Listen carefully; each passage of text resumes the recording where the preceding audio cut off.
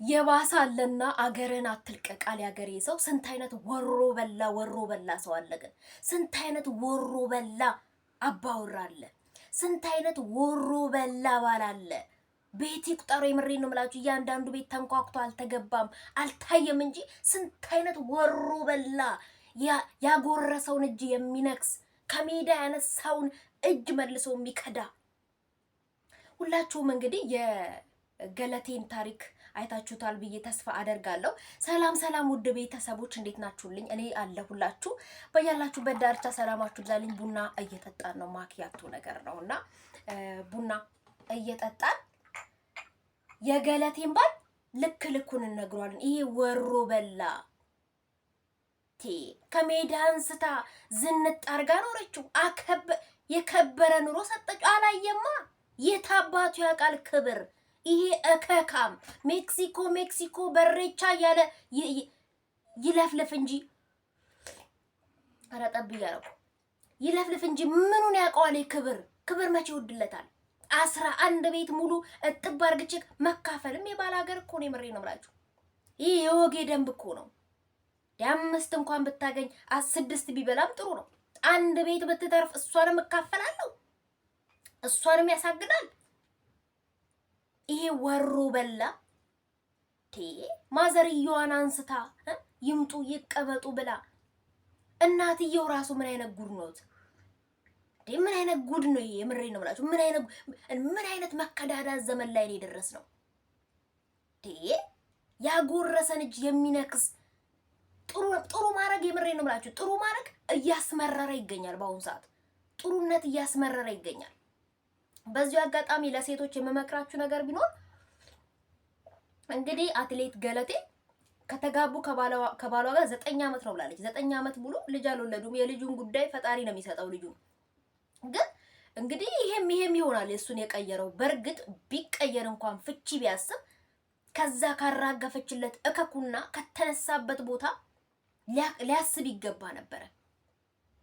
አንዳንዴ ምሬ ነው የምላችሁ እናንተ የምትቀልቡት ማጅራት መቼ ሆኖ ይመጣባችኋል። እናንተ የምትደግፉት ሊሸጣችሁ ያስማማችኋል። ይሄን ነገር ልናይ ይገባል። አንዱ ሲበላሽበት ባልንጀራን ሲያማለኔ ብለ ስማ ነው። አንዱ ሰው መጥቶ እናንተን እንደ አከሊት እኮ እንደዚህ ወጥቶ እንደዚህ አርጋ እንደዚህ እቺ ሴትዮ ደግሞ ከኔ ለቅማ እዛም ታማለች ማለት አለባችሁ። አንዱ ሚስት ባሏን ስትጎዳ የኔስ ሚስት መጠንቀቅ አለብህ። አንድ ባል ሚስቱን ሲጎዳ መጠንቀቅ አለብሽ። የምሬን ነው።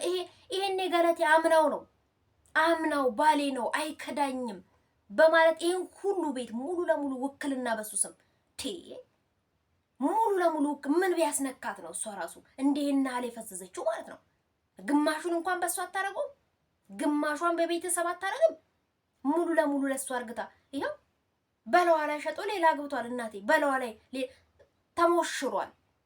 አያችሁ አይደለ? ሴቶች ግን ማመን የለም። በአሁን ሰዓት ማፍቀርና መውደድ ነው በቃ ማክበር።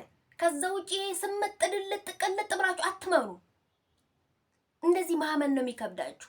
እንግዲህ አትሌት ገለቴ ስራ ካቆመች አመት ምናምን ብላለች። እንግዲህ ይሄም ደግሞ በሱ ምክንያት ከሱም ብሶ እገልሻለሁ የትወጣሽ የትገባሽ የሚገሉ ሰው እየቀጠረ እንዴ! እቺ ሰው እንኳን ብሯን በላ ነፍሷ እንኳን አይኖርም እንዴ? እሺ በህይወት መቆየት የለባትም? ምን አይነት ጊዜ ላይ እንደደረስን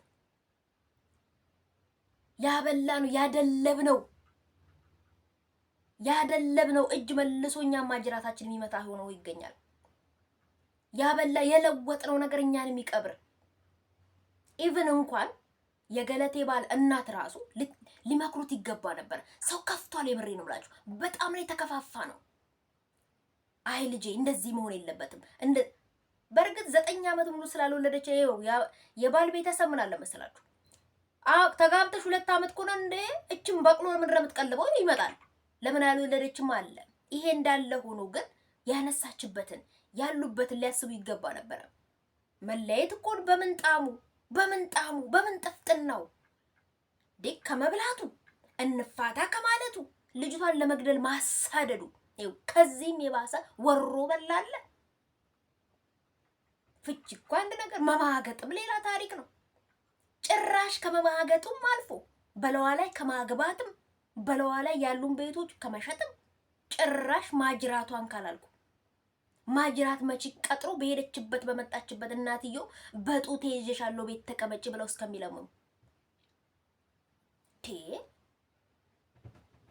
አንድ ለአገር የሆነች አትሌት ደግሞ ለአገር የሆነች ለአገር የምትደርስ አገርን ያስጠራች አትሌት በዚህ ልክ ፍትህ ስታጣ ማየት ያሳዝናል። ፍትሃችን ራሱ ይሄ ሆኗል። በቃ ፍርድ ቤት እቺ አንድ ቤት ተርፋ እንኳን 11ኛ ቤቷ እንኳን ፍርድ ቤት ለሱ ወስኖለታል።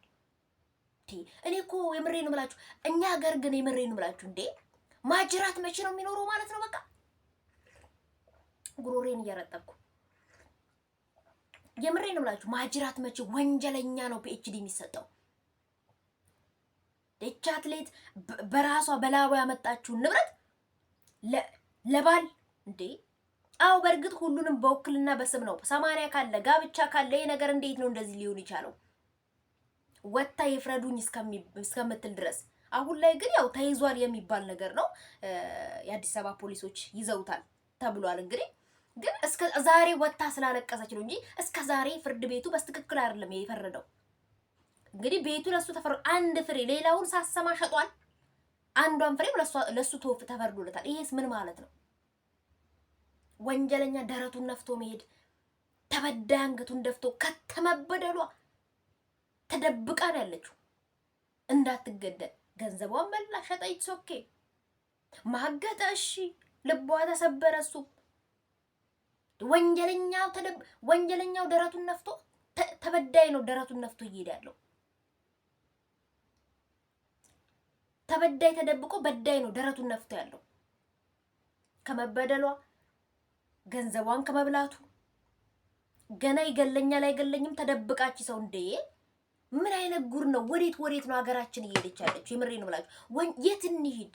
እኛ ተበዳዮች የት እንሂድ? ይሄ ነገር በነገራችን ላይ ለሌሎቻችሁ ትምህርት ነው። ባሌን በቃ እንደላቀቄ ስላኖርኩት እኔ ራሴ ያደርገዋለሁ። አሁን የመጣ ታሪክ ደግሞ ባለትዳር እንደሆነ እያወቀን ምናገባ ሴቶች አለ። ትቀበሉታላችሁ፣ ባፈሳችሁት ቁናት ታፍሱታላችሁ። ብድር በምድር ነው ይደርሳል። የማይደርስ መስሏችሁ ነው? ትዳር ፈርሶ ትዳር ገነባለሁ በቃ ያንዷን የገለቴን ሀብት ይዞ በቃ አዳርች ኳጋ ሄደ እልልባ ሰርግ እያለው 80 እያለው ማግባት ራሱ ምን ማለት ነው? እሷን አይወዳትም። ለሱ ያለው ፍቅር አልቋል። እውነትሽ ነው፣ ለሱ ያለው ፍቅር አልቋል። ባልንጀራህን ሲያማ ለኔ ብለህ ስማ ነው። ጠላው ያለበጀ ቅራሬው ሰፈጀ ቢባል ይታመናል? ዋናው ገፈቱ ያላሰከረ ቅራሬው ሰው አሰከረ ሰው ጨረሰ ቢባል ይታመናል? ለሚስቱ ያልበጀ ይሄን ሁሉ አልጋ ባልጋ አርጋው ያልተመቸው ሰውዬ የሰው ገንዘብ ይዞ አንቺን የተደላደለ ምቾት ላይ ያኖረኛል ብለሽ ናሰብሽው? ንቁ ሴቶች ንቁ። የምሬ ነው የምላችሁ። ከተኛንበት እንንቃ። እና ደግሞ ፍርድ ኢትዮጵያ ውስጥ ፍርድ በጣም የተጓደለ ነገር ነው። በቃ ፍርድ ቤት ማን ነው ተበዳይ? ትክክለኛ ተበዳይ እየተፈረደለት አይደለም። ራሱ ተበድሎ ራሱን የከሰሳት ደግሞ ራሱ ቤቱን ሸጦ ራሱ ደግሞ አንድ ቤት በሷ ስም ያላለ እቺን አንድ ቤት ደግሞ ከሱ ለመውሰድ ኧረ ምን አይነት አይናውጣነት ነው? ምን አይነት ወሮ በላ ደፋርነት ነው? አንተ ኳስ ሜዳ ጭንቅላት ምን አይነት ጉድ ነው? የምሬ ማለት ወዴት ነው እየሄድን ያለ ነው? ድፍረቱ ከሱ ይገባኛል። ፍቺ ይፈልጋሉ። ደረቱን ነፍቶ ደግሞ ፍቺ የሚጠይቀው እሱ ክፍያ የት የሰራኸውን ነው የምትካፈለው? የአንድ ታክሲ ሪያድ ሰራተኛ ነበርክ፣ ከዛ ለወጠች፣ ምን የመሰለ ኑሮ ሰጠች። ያላየውን ቤት ማየት ጀመርክ፣ ያልጠጣው። አንዳንዴ ምሬ ነው ብላችሁ ከወረደ ማንነት ላይ ሳይልፍልን የአትላንት የመጣንበትን እርግፍ አድርገን ነው ምንተው። በአንድ ጊዜ ያ ድህነት ያ ችግር ዝቅ ብለን ያለነው ባንዴ መረሳት የለበትም። የክፉ ቀን መረሳት የለበትም። ልንረሳ አይገባም። የክፉ ቀናችንን የረሳን ቀን መቀበሪያችን ነው የምናዘጋጀው። ከዛም ትናንትና ከነበርንበት ማንነትም ወደ ኋላ ነው የምንጣለው። እንግዲህ ለገለቴ እርግጠኛ ነኝ ተገቢው ፍርድ ከእንግዲህ ወዲህ ህዝብ ጋር ቀርባለች። የህዝብ ሰው ናት። ለሀገር ጠቃሚ የሆነች ልጅ ናት። ብዙ ለሀገራችን በሩጫ ብዙ ያሸነፈቻቸው ጊዜያቶች አሉ። እነኛ ለሀገርም ለራሷም የጠቀመች ሰው ናት። ይህ ማለት ሀገርን ጠቀመች ማለት ህዝብ ነው። ሀገር ህዝብ ነው። ከህዝብ ያለፈ አይደለም። ህዝብ ሲኖር ሀገር አለ፣ ሀገር ሲኖር ህዝብ አለ። ህዝቡ ድምፅ ሆኖላት ይሄ ሰውዬ ተገቢውን ቅጣት ያገኛል ብዬ አስባለሁ። ከገፋው ከገለቴም ሳይሆን ካገባት ከዛችኛዋ ሚስት ሳይሆን አውላላ ሜዳ ነው የሚቀረው፣ እስር ቤት። አያችሁታ? ዜሮ በቃ ተለወጥኩ፣ ብልጦንኩ፣ ብልጣ ብልጦናለሁ ብለህ በላው ስትል ትበላለህ። አመለጥኩ በቃ ሰራውላ ስትል ይሰራልሃል። የምሬን እምላችሁ እንደዚህ አይነት በቃ ብልጥ ራሳችሁን የምታጫውቱት ብልጥ ነኝ በቃ አሸነፍኩ፣ ሰራሁላት የምትሉ ሰዎች ይሰራልሃል። በሰፈርከው ቁና ይሰፈርልሃል፣ አይቀርልህም። ግን የምሬን እምላችሁ ማን ነው የሚገባው በአሁኑ ሰዓት? እኛ ያላገባን ሰዎች አፒታይታችን ተቆለፈ። እኔ አሁን የመጥበስም የመጥቀስም አፒታይቴ እየተቆለፈ ነው። ማን ይታመናል? ለማንኛውም ማለት ነው ያላገባችሁ፣ ያልጠበሳችሁ፣ ያልጠቀሳችሁ ለእናንተ ትምህርት ነው። ገንዘብ አለሽ፣ ገንዘብሽን በስምሽ ሴፍ አድርጊ። ቤት አለሽ፣ ቤትሽን በስምሽ። ቀል የለም። ይሄ ተጋብተናል፣ ባሌ እኮ ነው፣ ሚስትሽ እኮ ነው፣ ሚስቴ እኮ ነሽ፣ ባለ ራስ ነው፣ ያንቺ ንብረትም ቢሆን በስሜ ይሁን። የለም የኔ ጌታ፣ ፍርድ ቤቱ ተሻሽሏል። ከዚህ በፊት እንግዲህ ስለ ጋብቻ ያለው ፍርድ ቤት ሼር አርግችላችሁ ፖስት አርግችላችሁ ነበረ። የባል ነው፣ የሚስት ንብረት የሚስት ንብረት ነው። ከጋብቻ በፊት የፈራ ንብረት የግል ነው፣ መካፈል አይችልም። አብሮ ያፈሩት ነገር ነው ክፍያ ላይ የሚሰፍረው። ይሄ ነገር ጥሩ ነው። የምሬን ብላችሁ በአሁን ሰዓት ጥሩ ነው። በአሁን ሰዓት ሴቱ ሆኗል አባወራ። ሴቱ ደፋ ቀና ይላል፣ ይሰራል። ደፋ ቀና ብላ አመጣለሁ ስትል እናቱ መስለው ይጠብሳል። መጥበሱ ሳያንስ ደግሞ ልክ እንደዚህ ማጅራት መቼ ሆኖ ይመጣል ደግሞ በጎን ተወችው፣ ጠበሰ፣ በላ። ጭራሽ እሷን ለመግደል የስንተዋችሁም ተው እንጂ አንዳንድ ወሮ በላ ባሎች ስንተዋችሁም ተው። ሚስቶች ሰልችቷቸው እንኳን ሲተዋችሁ ሂድ እግሬ ቅና ብለው ሲሸኙ ተው እንጂ። እንዴ ለምን አልቀናችም? ለምን አልተከታተለችኝም? ለምን ማጅራት መቼ እሷ አልገዛችልኝም ነው እንዴ? ጭራሽ አንተ ማጅራት መቼ አልፎ ተርፎ የምትገዛ? ኧረ ተው። አንዳንዴም ወዝ ያለው ነገር ያምራል፣ አንዳንዴም እውነት ያለው ነገር ያምራል እኮ። የምሬን ብላችሁ እንደዚህ አይነት ነገርም ያስጠላል። ራሳችን በድለን ራሳችን ማጅራት ካልመታን ካልገደልን ወዝ የለው። በነገራችን ላይ ለሌሎቻችን ላላገባን ሰዎች ትምህርት ነው። ገና ለምናጭ ሰዎች ቆንጆ ትምህርት ነው። ችግር የለውም እኮ አፈቅረዋለሁ በስሙ ባረግም ጣጥ የለውም። የለም በስሙ በስሟ የሚባል ነገር የለም። አዎ አፍቅሪው፣ አዎ ተማመኑ፣ አዎ ተዋደዱ። ይሄ ስምጥ ድልጥ ቅልጥ ያለ እምነት ግን አይመቸኝም። ገንዘብሽን ሴፍ አድርጊ። ዛሬ ላይ ገለቴ አምና ነው 11 ቤት እንግዲህ 10 ቤት አንድ ቤት ነው በሷ 10 ቤት ሙሉ ውክልና በሱ ብትሰጠው አርግቶ ማጅራት መቼ ገዛች እኮ። በቃ በራሷ እጅ ውክልና ባሰጠው ይሸጣል። ውክልና ባሰጠው ኖሮ ይሄን አይነት ማጅራት መችነትም ደረጃ ይደርሳል። አይተማመን፣ ልቡ ያብጥም።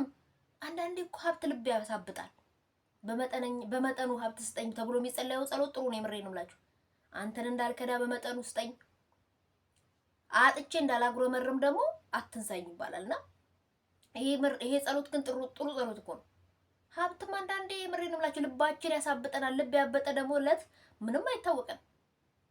በቃ እኛንም ፈጣሪ የምንልበት ጊዜ ይሆናል። በቃ እኔ ነኝ ፈጣሪ ቆራጭ ፈላጭ የምንሆነው በዛ በሁሉ ነገር ማለት ነው። በቃ እንግዲህ አሁን 10 ቤት በስሜ ተደርጓል ብሎ በቃ ደረቱን ነፍቶ በቃ ባላፍተን የት ያመጣ። ኧረ አንዳንዴ ተው እህሩ። በሰው ገንዘብ ደረት መንፋት ኧረ ያሳፍራል። ይሄ አደናቅፎ እስር ቤት ጣል። ይሄ ደረት መንፋት ልብ ማበጥ ምናምን አንዳንዴ ልብ ሲያብጥ እኮ መጥፎ ነው። የልቡ ማበጥ አደናቅፎ ደረቱን መንፋቱና ልቡን ማሳበጡ አደናቅፎ እስር ቤት ነው የወረወረው። ያው በቃ ምንም አማራጭ የለም። በቃ በሱ ቤት የተሻለ ነገር ላይ ነው የለም። እንደዚህ ልክ እንደዚህ አደናቅፎ ትላንት የመጣበትን አይደለም። ታክሲ ሹፌርም ጥሩ ነው እኮ ራይድም ጥሩ ነው። እዛ ጎዳና ነው ዜሮ ላይ የሚጥለው። ልክ እንደዚህ ያለ አንዳንዴ ስንለወጥም ልናመሰግን ይገባል። ደረት መንፋት በቃ ሁሉ በእጄ ሁሉ በደጄ ነው ማለት አያስፈልግም። ይህንን ይመስላል። በቀጣይ ቪዲዮ እስከምንገናኝ ሰላማችሁ ብዛልኝ። ቶሎ ቶሎ ለመምጣት ሞክራለሁ። ጠፍቻለሁ። በተቻላችሁ መጠን ቪዲዮ ሲደርሳችሁ ኮፒ ሊንክ አድርጉልኝ። ምክንያቱም ያው ፖስት እያደረኩ ስላልነበረ ቪዲዮ እየደረሰ አይደለም በሰብስክራይቦቼ ልክ ማለት ነው። ሰብስክራይብ እንግዲህ ወደ 36 7 ልንገባ ነው። በጣም አርግቻ አመሰግናለሁ። ከኔ ጋር ቻው ብያችኋለሁ።